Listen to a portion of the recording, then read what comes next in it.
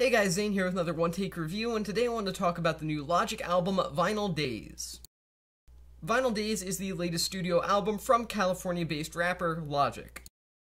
For those of you who aren't aware of Logic, and if you aren't aware of Logic, how? But if you aren't, he's definitely one of the most polarizing rappers in hip-hop right now. Now, his 2014 album, his full-length debut, if you will, Under Pressure, was actually shockingly well-received. I say shockingly as it doesn't seem like a Logic album could be that well-received ultimately, but it was in 2014. It just seemed like every following release after that continued to go down and down and down and downhill until we finally reached the experimental missteps of albums like Supermarket and Confessions of a Dangerous Mind, both of which are considered two of the absolute worst albums to be made by anyone, really, in the past 10-15 years.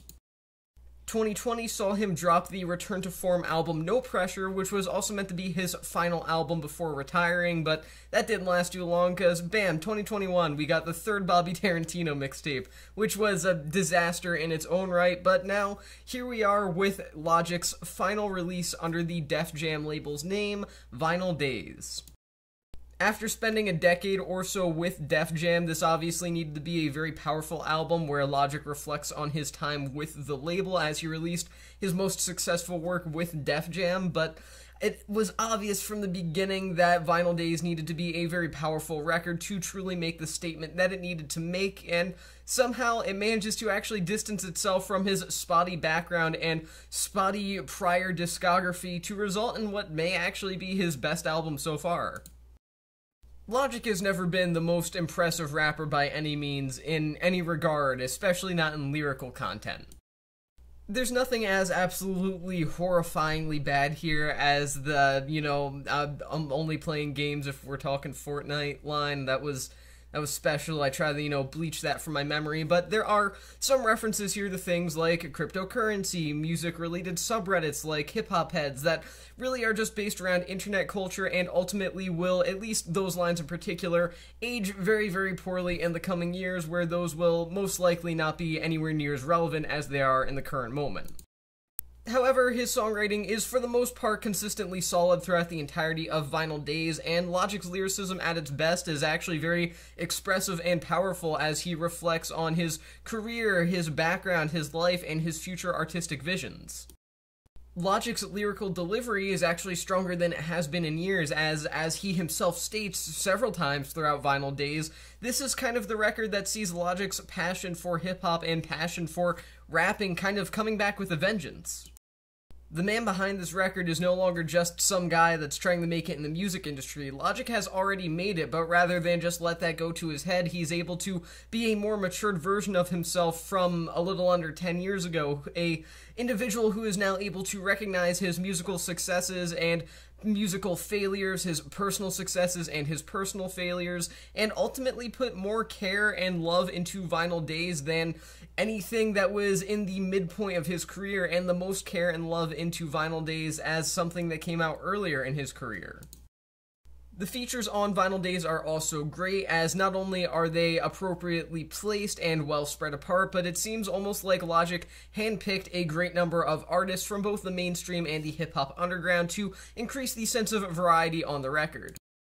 For those who spend their time listening to mainstream hits, features from the likes of Wiz Khalifa and Russ are distinctive and actually pretty impressive, perhaps even some of the best work that either of those aforementioned artists have done so far. On the total opposite end of the spectrum, semi-iconic artists of the underground of hip-hop like Blu and Exile as well as Action Bronson make very strong, solid cases for why they deserve that semi-legendary status that they often get now. Even lovers of old-school hip-hop exclusively have features from the likes of DJ Premier and RZA from Wu-Tang to hear new material from them that's actually kind of fantastic. Although the new Logic album bringing out the best of a number of producers and MCs from all walks of hip-hop was probably not on anybody's bingo card this year in terms of music, even the biggest Logic fans, it's something that's actually shockingly applicable to Vinyl Days. Even the skits here are surprisingly essential, or at least as essential skits can be. The majority of the skits on Vinyl Days come in the form of voicemails and voice messages from a variety of different celebrities that begins with Morgan Freeman, but then goes on to include people like Aaron Judge, Rainn Wilson, and J.J. Abrams, of all people. There's even also quick appearances from more music niche-related individuals like Anthony Fantano and Nardwuar, both of whom are kind of modern legends of the sort of non-performer side of the music industry, and their appearances feel a lot less forced than you might expect them to feel. That especially goes for Fantano's appearance, since he has a pretty deep connection with Logic and, kind of hating on the majority of his music and being compared to him looks-wise, etc., etc. So for his appearance to feel not at all forced and 100% natural is nice, actually. It also makes Logic talking about how he used to want to strangle Anthony Fantano to death on the song La Donda even funnier. Because although I do watch his videos, I think that anybody that has watched more than a handful of Anthony Fantano's videos probably has wanted to strangle him at some point, but that's what comes with being a critic, I suppose, but I digress. Most albums that pack like half its track list with skits in the way that Vinyl Days does often flop just due to inevitable unnecessary filler that generally serves no purpose. While not all of these voice messages perfectly blend into Vinyl Days and its overarching themes and concepts, they all do add a sort of charm to the record overall, and it especially does help that the vast majority of them, even the angrier sounding ones, come across as very genuine, as if it's actually just Logic's personal friends and acquaintances that happen to be celebrities that you're undoubtedly familiar with, just congratulating him on releasing his final record with Def Jam. Now, the length of Vinyl Days is a bit laughable. While there definitely are albums that have come out this year alone that are longer and more exhausting to listen to, Vinyl Days still has no right to be over an hour and 10 minutes long. There really isn't even that much filler here, if I'm being totally honest, as the majority of the individual tracks feel like they have a place on Vinyl Days. It's just that this record has the same amount of material as two separate albums. While that definitely works for a number of different artists, it does not work for Logic.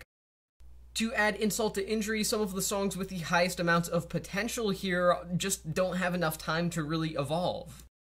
Tracks like 10 Years and Breath Control could have easily been major highlights not only on Vinyl Days, but also in the context of Logic's entire career had they been longer, but as it stands, their short runtimes cause them to really barely get to spread their wings and certainly not able to take flight.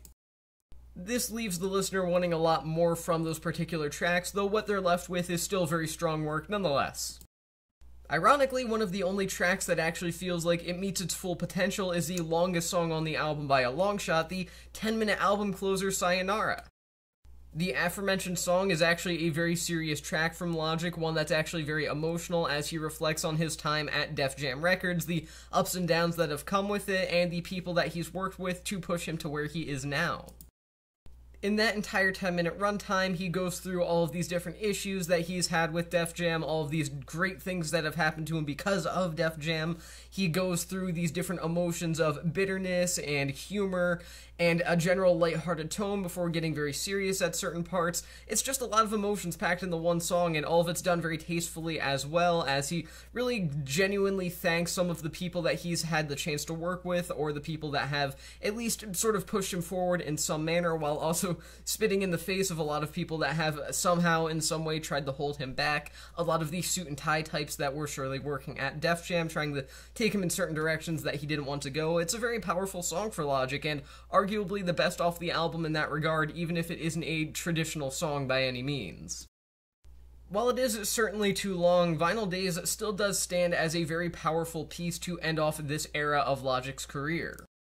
So overall, Vinyl Days is easily one of the best records that Logic has put out so far. In fact, it actually may be his best.